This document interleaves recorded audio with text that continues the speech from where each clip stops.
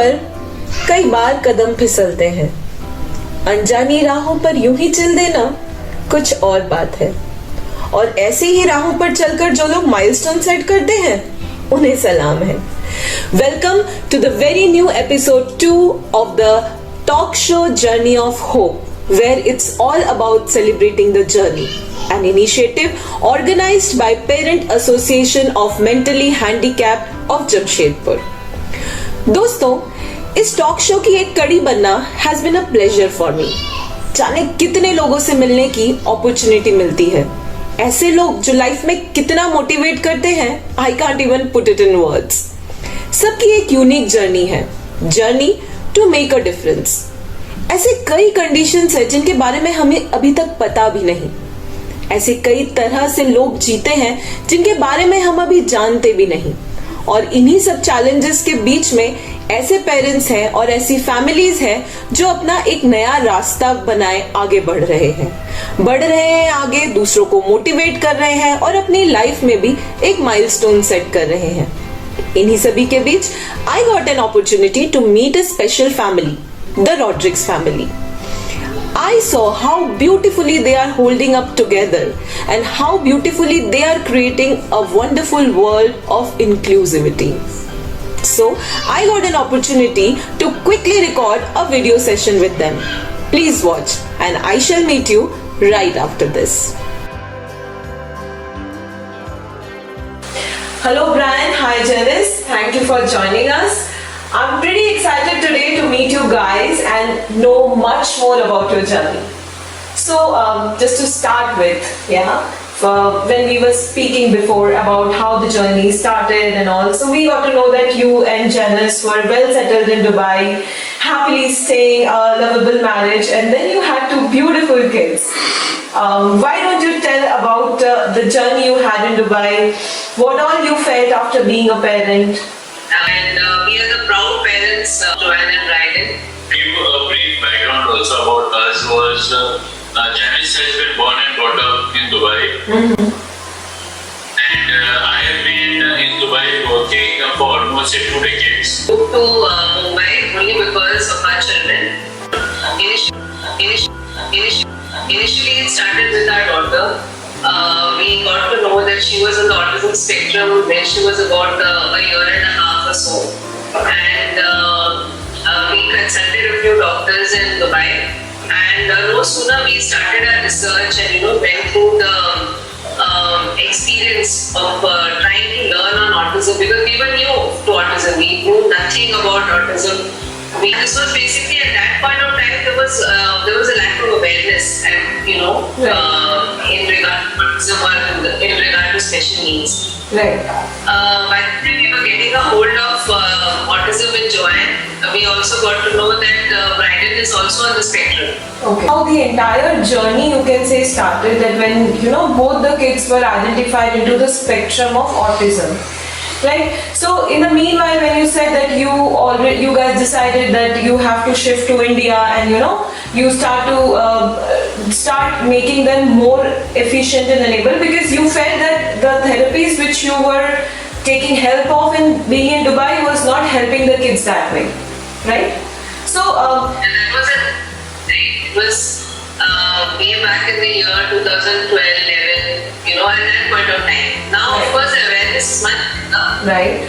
So, what was the high time? I mean, one day should be the high time when you guys decided, no, this is the time we should be moving back to India. When was that?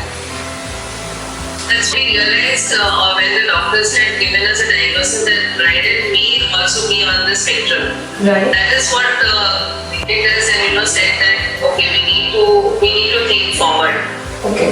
So Therapies were going on in Dubai also, like speech therapy, occupational therapy, etc. Right. But those who were like closure therapies. Okay. And we were not understanding as to what is happening, because we as parents were not being empowered as to what we should do. And as we say, the clock was ticking.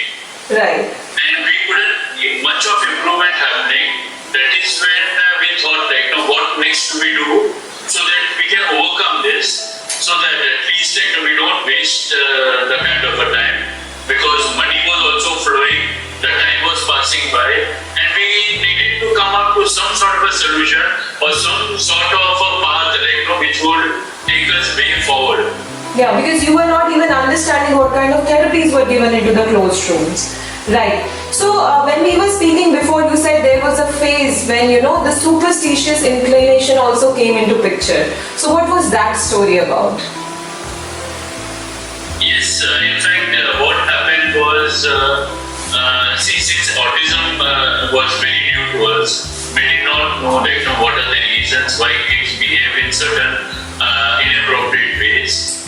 There were times where Brandon and our son would get very violent, to such an extent that both me and Janice were not able to control him.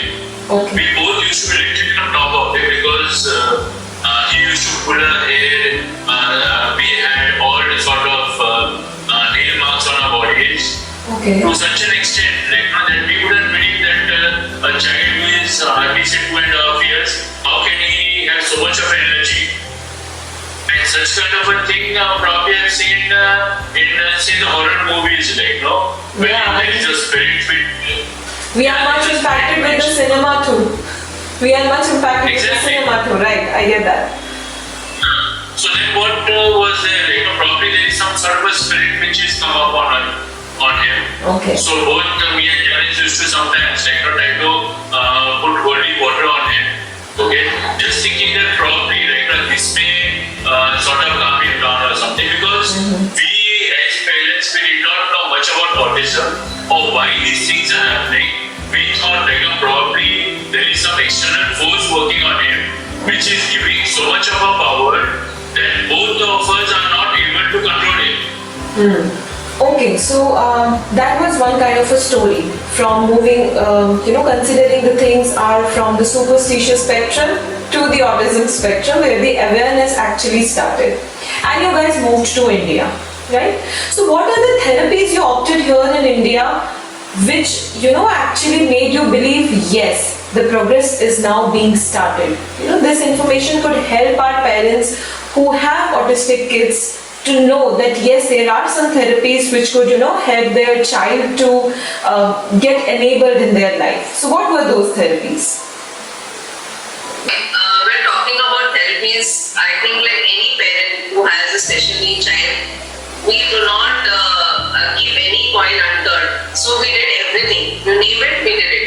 Okay. And now at this point of time, I would like to say that parents, if you're talking about, that we can share something to parents, therapies is not the only thing. You need to be with your child. A parent, the empowerment of a parent is the utmost thing. Yes, of course, you need help. You need to seek professional advice. Yeah. And we have a lot of therapists who have helped us. So we have done everything. I cannot even name something that only has helped our children progress. We did swimming, we did skating, we did speech therapy, we did cooking. We did everything that is there, we did everything because we didn't want to regret at any point of time that we have not done something. But the most important thing is the empowerment of parents, because whatever the therapist teaches you will teach you only for half an hour, 1 hour, or will be with the child for just half an hour, 1 hour. But the actual work goes on with the parent at home, because you're with the child for 24/7. Right. Beautiful videos on YouTube with your children. You are doing skating and swimming, and the kids are working in the kitchen. The question is, how did you do that? I mean, what was the stepping stone as a family wherein you started with all these activities? As most of the people know who have kids who are under the autism spectrum, our children generally have a lot of excessive allergies. Okay. And people who are ADHD or say hyperactivity, etc. So we saw those things a lot in say Joanne or in Brandon initially. So we introduced to them to skating and swimming. It was basically to channelize the excessive allergies. Okay. And generally in life, even kids, normal kids, if you take them to the swimming pool and all, they will get scared. How did you manage to make your kids comfortable with that zone? With maybe any activity, maybe skating or swimming, how did you do that? So what actually happened is, as Brian said, that both our children, they had excessive energies. This was early 2013, when we just landed in Mumbai. Okay. So what we decided is the best thing to do is to indulge them into physical activities. So the first thing was skating. I think we were just doing random skating, just down our building we had a sir who would come and we would be with the children and he would just train them how to skate. And this was at no point we thought that, we would reach the Guinness Book of World Records. We were just doing this to bring in their excessive energies utilized, in something constructive. So they would learn one more skill. The same happened with swimming as well. So you did mention about the Guinness Book of World Record. Did I hear it right? Yes. Yes, please tell the story. What is that? Both our children are in the Guinness Book of World Records for skating. This is a feat that they achieved in 2019. Wow, that's something really great to share with everybody. See? This was wherein, say out of say 600 children were participated, only 320 qualified for the Guinness Book of World Record, and Joanna Biden were the only two special kids on the autism spectrum to be a part of this achievement. I mean, that's a big thing, I mean, I'm sure our viewers will be really happy and they will get a motivation, right? That nothing stops you growing if you have that focus. If you are holding hands as a family, I mean, everything is achievable. That's really great and proud feeling to know. Yes, please. Yes, Janice, you were talking about the swimming thing. How did you get the kids to that? So swimming, likewise also, we wanted to channelize their energies and we started putting them for swimming classes. And here we had our major, challenge with Bryden, I would say, because Joanne was a water lover, so she loved the waters and she would, it was not easy for her also to learn swimming, but she could manage it, But on the other hand, Bryden was very scared of the water, and he would be there were times that he would hide his swimming suit. That much he was so scared of going for swimming, So gradually we said, no, we have to be a bit consistent. And here came our actual challenge when, we used to take him to the pool and he used to be yelling and screaming.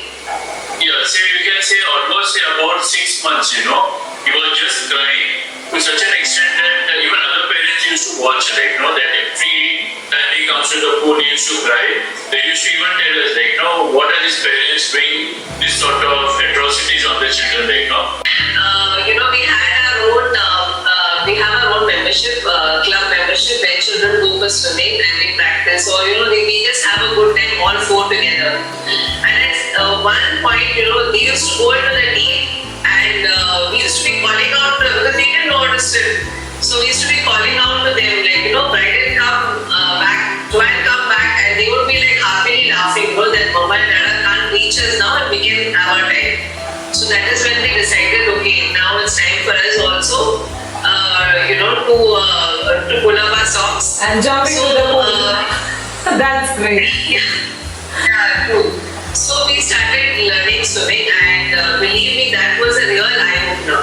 And then from there, as we say always, that we need to look at the world from our children's eyes that actually happened in practice. Because I remember I used to have butterflies in my stomach when I used to go to my classes. I was so scared. Then I came to know, I really realized this poor boy also was so scared at that point of time. Right. But because of the coaches, our efforts, and his own efforts above all, he overcame it. So we can also do that. And we are glad, to share that even at the age of 40, we managed to learn swimming. So there it was.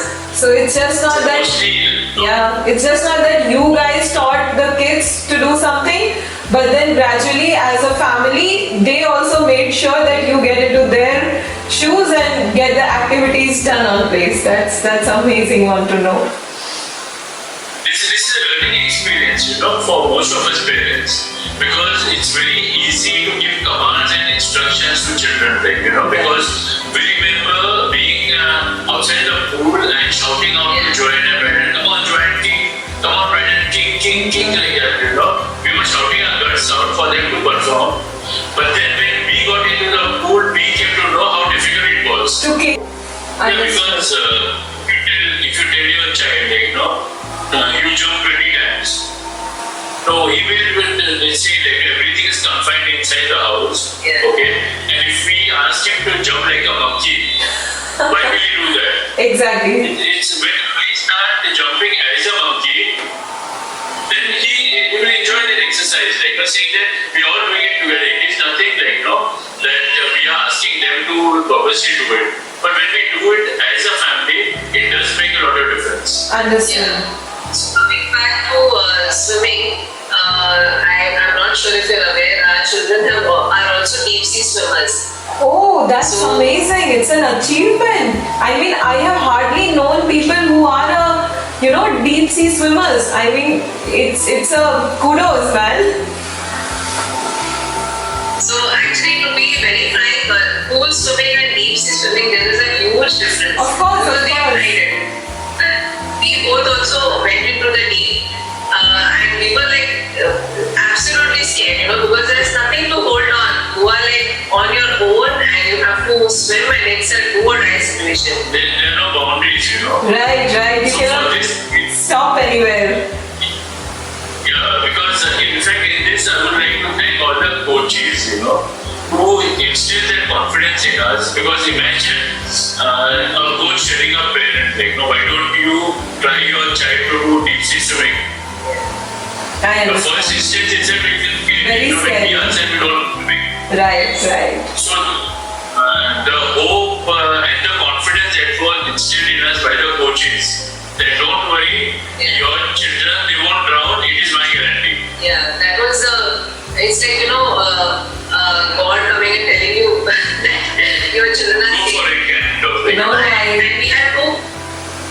we had two kids which we had to leave them in between the sea, and they had to jump and come back to the shore. That's the structure of deep sea swimming, So you're taken, all the children are taken in a boat into the deep, about 2 kilometers away from the shore, and they jump into the sea, and then they come back to the shore, Then imagine, we are waiting at the shore with our binoculars just to get a first glimpse that, okay, fine, Joanne or Brandon are coming out, It's a big achievement. It's a big moment, I must say. I'm already having goosebumps knowing that these kids, whom our general society called to be in an autism spectrum, they are into Guinness Book of World Record.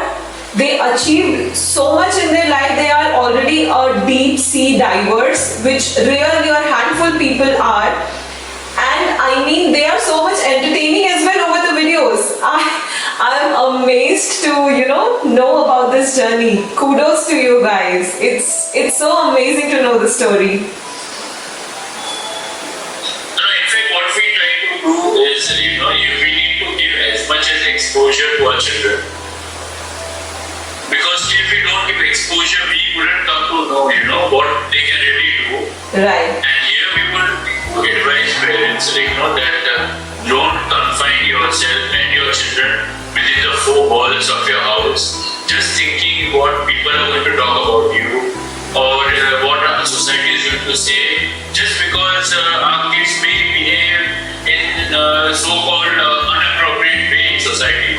Right. And people may ask questions. So that is the main reason why generally we do not give exposure to our children. But then, having said that, we need to give exposure. Only exposure will build up our confidence, their confidence. It will give them a lot of opportunities, and which will eventually lead to a lot of positivity. Right. And just one more thing I would like to add here is that, as Brian said, that we need to expose our kids or get them out into society, but there is a phase with every parent, It's called the denial phase, where you may not want to go out and you may not want to take your kids out. Like we also went through the same. For example, I would not enter into a lift with my children if there were other people, initial days. Okay. Because I knew that either one of them would throw a tantrum or would They may turn someone's They may head, turn someone- they may turn someone's face. which is so called not non-appropriate or not acceptable in society. But as we progressed, we understood that yes, we have to bring them out. We have to make people understand, because only when we tell people yes, they are different and they express in a different way, then only people will understand yes, there are children who are different and we have to also include them in the society. I mean, that's so true. That is also a way to make people aware and understand that how should they should be behaving with the special children around them, within the family, outside the family, being in friends, how they should be, responding to them. That's a very important criteria to consider. So thank you so much, Brian. Thank you so much, Janice, for having today's session. It means a lot. I'm sure the viewers who are going to watch this episode are going to be helped with a lot of knowledge. They will get motivated that be a family, step outside, take all the therapies, and I'm sure if you want to grow, nothing can stop. It's just a matter of time and how well you are holding up with each other. Thank you so much again. Thank you very much. कहा था ना, special family and special journey. I mean बच्चे autistic spectrum में होने के बावजूद Guinness Book of World Record में है. Nothing can stop if you really focus and want to do. वैसे आपको एक बात क्लिक की कि जो भी हमारी बात हुई, कहीं ना कहीं वो हर चीज हम सब पे लागू होती है. आई मीन स्पेशल होना या नॉर्मल होना क्या है? जो मेजॉरिटी है हमने उसे नॉर्मल कह दिया. But at the end of the day, it's all about holding up together as a family. और अगर ये बात हमने सीख ली तो हमारी नेक्स्ट जनरेशन इंक्लूसिविटी को और ओपननेस के साथ एक्सेप्ट करेगी. और अगर ऐसा हो गया तो कभी किसी पेरेंट को ये नहीं सोचना पड़ेगा what would happen after us. After all, that's the eternal truth. और इसी नोट के साथ I would like to end the episode on an open note. थोड़ा वक्त आपके सोचने के लिए और मेरे भी. Can this inclusivity would make our next generation be more humans? Be more humans than just being standard socials? Is it better to follow humanity and inclusivity than just being religious? इसी के साथ thank you for joining us, and I shall meet you again with another episode and another inspiration. Till then, stay safe, stay connected, and please do think what you heard today. Goodbye.